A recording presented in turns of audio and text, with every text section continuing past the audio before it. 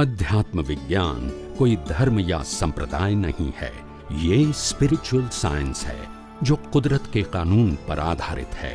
ये विज्ञान पूरे ब्रह्मांड के सभी रहस्यों को उजागर करता है और जीवन के सभी पहलुओं को समझने के लिए एक नई दृष्टि देता है। इसी को आर्ट ऑफ विजन कहते हैं, दुनिया को देखने की एक नई दृष्टि, जो अध्यात्म विज्ञानी परम पूज्य स्वामी श्री कमलेशानंद जी के निर्देशन में सनातन सत्य का अनुसंधान कर हमारे जीवन को प्रकाशित करे। जय सच्चिदानंद। मेरे शरीर के अंदर आत्मा है, तो शरीर के पूरे शरीर में है ना। अभी मेरा जैसा ये शरीर है, आप नाभि में बोल रहे हैं, बट पूरा शरीर जितना है ऊपर चौड़ा लंबा उतने में ही फैला हुआ है ना उसका। अभी आप कंफ्यूज हो गए। आपको ये मालूम है कि अगर हमने 100 वोल्ट के बल्ब को मटके में डाल दिया तो उनकी रेडियस कितनी रहेगी? मटके जितनी रहेगी। फिर अपने पीप में लगा दिया तो उतना हो जाएगा। तो स्वामी जी पूरे एक मिनट अभी आप उत्तर सुनो, मैं धीरे धीरे सुना। तो जो आपका क्वेश्चन था तो कंप्लीट करने दो। अभी मैं आपका प्रश्न का सॉल्यूशन परमानेंट करना चाहता हूँ कि लाइफ में दोबारा खड़ा नहीं होना चाहिए। हाँ sir. Not temporary solution. Okay. फिर अगर मटकी भी निकाल दिया, पीप भी निकाल दिया, अभी कमरा है 20 बाय 20 का, तो रेडियस कितनी रहेगी? 20 बाय 20। तो बल्ब की साइज कितनी बड़ी बताइए मेरे को? कमरे जितनी। बल्ब की साइज में क्या चेंज हुआ? जब मटकी में था, पीप में था और अभी पूरे कमरे में आता है, तो बल्ब की साइज में क्या चेंज हुआ बताइए? कोई चेंज नहीं हुआ। तो फिर where is your question? Exactly, सही है। ज्ञान दर्शन की रेडियस होती है, आत्मा की साइज थोड़ी होती है। ओके, अच्छा। root of the light is the soul and the light is a radius, but if there is no soul, no radius. अच्छा, समझ में। मगर रेडियस का मतलब होता है your size of your body, size of my body, वो radius. तो चिटी हो, आप चिटी हो गए तो आत्मा की रेडियस क्या रहेगी? चिटी जितनी। अगर हाथी में होगा तो आत्मा की साइज ज्यादा कम छोटी बड़ी नहीं होती है, मगर उसके ज्ञान दर्शन की रेडियस उनकी फिजिकल साइज के मुताबिक स्प्रेड आउट होती है। और इसीलिए बॉडी का हर पार्ट है वो ज्ञान तंतु से जुड़ा हुआ है। ठीक है। ज्ञान तंतु का मतलब होता है आपको फीलिंग होती है। क्या होती है? फीलिंग। जो आप इसको रिसीव कर सकते हैं या नोट कर सकते हैं।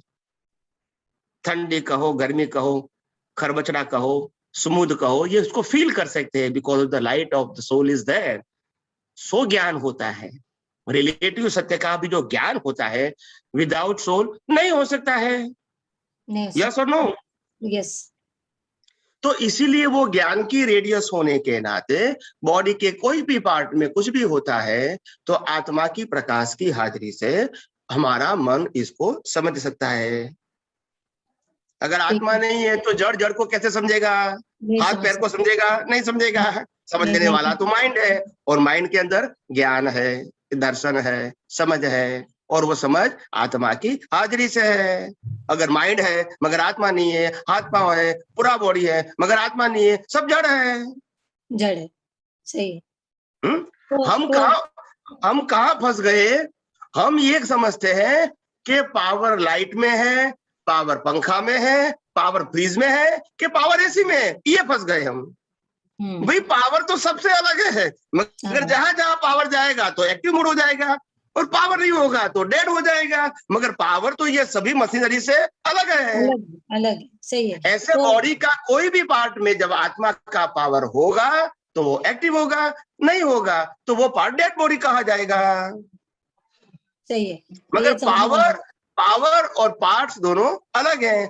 पावर और लाइट, पावर और आत्मा दोनों अलग हैं। आत्मा की हाजिरी का पावर है, तो पावर को हम काट सकते हैं, आत्मा को काट नहीं सकते हैं। सूर्य नारायण का प्रकाश, जो सूर्य नारायण का स्वभाव प्रकाश देना है, ठीक है, सही है। और वो हमारे घर के विंडो से मेरे घर में आता है प्रकाश। हाँ। मगर मैं विंडो बंद कर दूंगा तो नहीं आएगा, उनको सूर्यनारायण से क्या मतलब है बताइए मेरे को। नहीं कोई मतलब नहीं। अभी थोड़ा थोड़ा समझ में आया। आया स्वामी जी, अभी इसके कोई ऊपर भी एक कोई भी पार्ट्स में कोई भी इफेक्ट होती है कि नहीं होती है, वो बॉडी का एक्टिव पार्ट या अनएक्टिव पार्ट का प्रश्न है, उससे वो आत्मा से डायरेक्टली कोई मतलब नहीं है। वो समझ में आ अगर गया आपके स्वामी। अंदर आत्मा है, आपने उंगली काट दिया तो काटी हुई उंगली में आत्मा का प्रकाश नहीं है, नहीं है, मगर हाँ, उसमें मूल आत्मा से कोई मतलब नहीं है। मूला नहीं तो स्वामी जी, अभी जैसे आप बोले कि लट्टू भले घड़े में है, कमरे में है या पीपे में है, किसी में भी है, बट लट्टू जो आप वैसे जो लट्टू आप बोल रहे हैं ना, तो वो 8 रोचक प्रदेश उसको लट्टू बोलेंगे। लट्टू की हाजिरी में 8 रुचक प्रदेश खुला होने से ही इंसान ये सब एक्टिविटीज कर सकता है, जीव एक्टिविटीज कर सकता है, नहीं तो नहीं कर सकेगा। अगर टोटली कवर होगा तो फीलिंग कैसे आएगी? जड़ को तो फीलिंग होती नहीं है। अगर रोचक प्रदेश बिल्कुल खुला नहीं है तो एकेंद्रीय जीव वाला भी फील कैसे करेगा, क्योंकि वो जड़ का तो स्वभाव नहीं है। नहीं है, सही है। तो चेतन की हाजिरी के बिना एकेंद्रिय का ज्ञान भी कैसे होगा बताइए? नहीं हो सकता।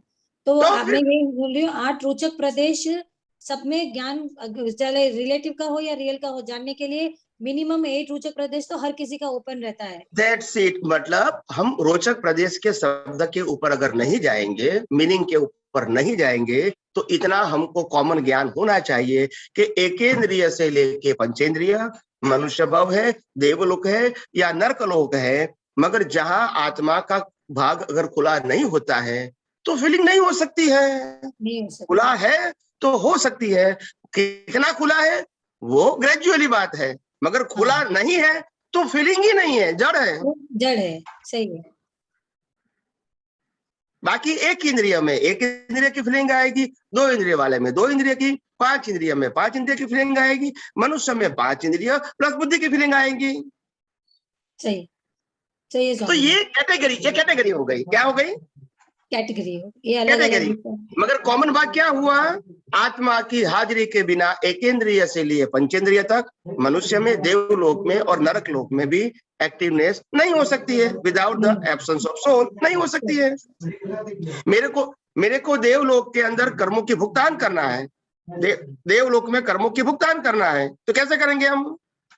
वो तो आत्मा की रुचक प्रदेश खुला नहीं है तो कैसे भुगतान करेंगे? जड़ कर सकता है, अकेला डेड बॉडी कर सकता है? नहीं कर सकता, वो तो उसका नहीं कर सकता है। तो हर चीजों के अंदर ये बात कॉमन होनी चाहिए। जय सच्चिदानंद। जय सच्चिदानंद, जय सच्चिदानंद।